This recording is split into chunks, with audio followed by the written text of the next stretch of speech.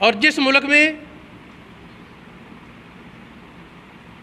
اگر کسی مسجد والے سرکاری زمین چند فٹ ڈال لیں اپنی مسجد میں، وہ تو گرا دی جاتی ہے۔ ہم اس کی یہ نہیں کہہ رہے کہ انہوں نے اچھا کیا، ہم اس وقت یہ کہہ رہے ہیں کہ مسجدوں کا لحاظ نہیں۔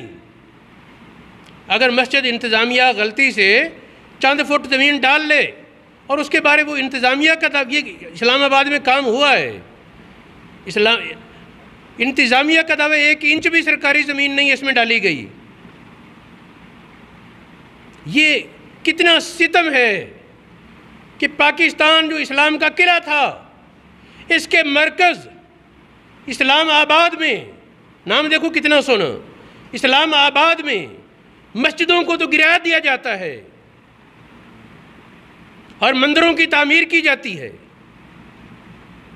یہ شرم کا مقام ہے ان لوگوں کے لیے بھی جو یہ کر رہے ہیں، اور ان کے لیے بھی جنہوں نے ان کو ووٹ دیے اور تحریک لبیک والوں کو ووٹ نہیں دیے۔ انہوں نے کہا جی بس جی دین ہی ہے نا، وہ بھی مسلمان ہیں، وہ کون سے ہندو ہیں؟ اللہ کے بندو یہ ہندو تو نہیں، لیکن کیسے ہیں؟ ہندوؤں جیسے تو ضرور ہیں۔ بھئی اللہ کے بندو، مسجدوں سے ویر اور مندروں کی آبادی کی فکر، کبھی گوردوارے تعمیر ہوتے ہیں، کبھی سکھوں کو کرتارپور کی راہداری دی جاتی ہے، کبھی رنجیت سنگھ بے غیرت اعظم، میں نہیں سمجھتا کہ اس بر صغیر کی دھرتی پر اتنا بڑا بے غیرت کوئی آیا ہو۔ لاہور میں اس کا مجسمہ بنا کر سرکاری حفاظت میں اس کی باقاعدہ کیا جاتا ہے رونمائی۔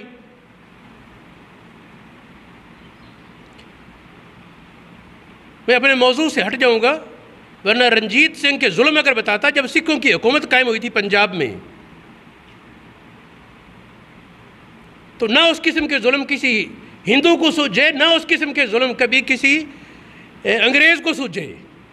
جس حد تک ظلم کی آخری حدیں کر ڈالی انہوں نے۔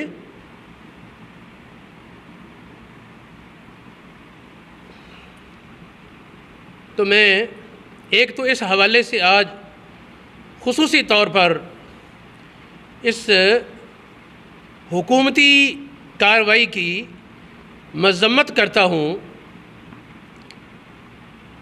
جو مندر کو تعمیر کیا جا رہا ہے۔ میں نے پہلے بھی بتایا، دوبارہ دہرا دوں، شرعی نقطۂ نظر سے اسلامی سلطنت میں پہلے سے موجود غیر مسلموں کی عبادت گاہیں مرمت کی جا سکتی ہیں، وہ بھی وہ خود کر لیں، ٹھیک ہے، لیکن غیر مسلموں کے لیے نئی عبادت گاہیں بنانے کی اجازت نہیں دی جا سکتی۔ تو ہم اس حکومتی اقدام کی پرزور مذمت کرتے ہیں اور حکومت سے مطالبہ کرتے ہیں ہوش کے ناخن لے،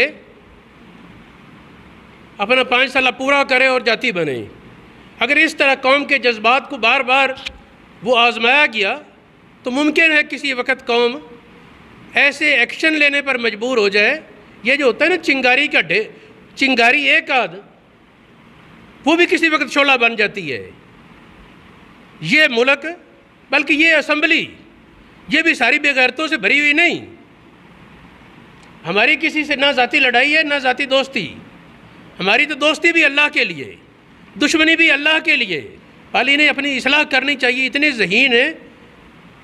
ذہین ہیں، میں سمجھتا ہوں کہ ہمارے ملک کے وزرائے اعظموں میں بھٹو صاحب کے بعد سب سے زیادہ ذہین ہے یہ عمران نیازی۔ 1 سال میں نے اتنا جائزہ لے لیا ہے، لیکن وہ ذہانت کس کام کی؟ جو کبھی ہندوؤں کو نوازے، کبھی سکھوں کو نوازے، کبھی ہندوؤں اور سکھوں کے ان کی تو مدد کرے اور ان کی حوصلہ افزائی کرے، مسلمانوں کے جذبات کو مجروح کرے۔ مسلمانوں کے سینے پر مونگ ڈلنے کے برابر ہے یہ بات۔ رنجیت سنگھ کے مجسمے لگانے اور مساجد گرانا، مندروں کی تعمیر، تو اس حوالے سے ہم اس کی مذمت کرتے ہیں جو غلط ہے، ساتھ یہ تنبیہ کر رہے ہیں۔ بھی وہ جو رکن اسمبلی ہے، قومی اسمبلی کا سپیکر، وہ تمہاری اسمبلی کا ہے، تمہارے سیٹ پر، تمہارے نشان پر اسمبلی میں آیا ہے، قوم بھی اس کی نیازی ہے، برادری ہے، اس کے باوجود اس نے خاتم النبیین کا لفظ لے آیا نا۔ میں متنبع کرتا ہوں عمران خان کو، ہوش کے ناخن لے، ورنہ کسی وقت ایسے بھی حالات ہو سکتے ہیں اگر میاں نواز شریف کی 2/3 اکثریت کے باوجود اس کی اسمبلی اسے بچا نہیں سکی، اقتدار سے محروم ہونے سے بچا نہیں سکی، وہ اقتدار سے محروم ہو گیا تھا۔ میں الزام کی بات نہیں کر رہا درست تھا یا غلط تھا، میں صرف یہ بات کر رہا ہوں کہ 2/3 اکثریت کے باوجود وہ اقتدار سے محروم ہو گیا، تو نیازی صاحب بیچاروں کی حکومت تو ہے ہی چند ووٹوں پر۔ اور رہی بات کہ مقتدر اداروں کی حمایت پیچھے، تو وہ کسی وقت بھی ان کی آنکھیں پھیر سکتی ہیں، تو انہیں ہوش کے ناخن لینے چاہیے، اور ایسے اقدامات جو ایک منتخب وزیر اعظم کے لائق نہیں وہ نہ کریں۔ کیا ہوگا؟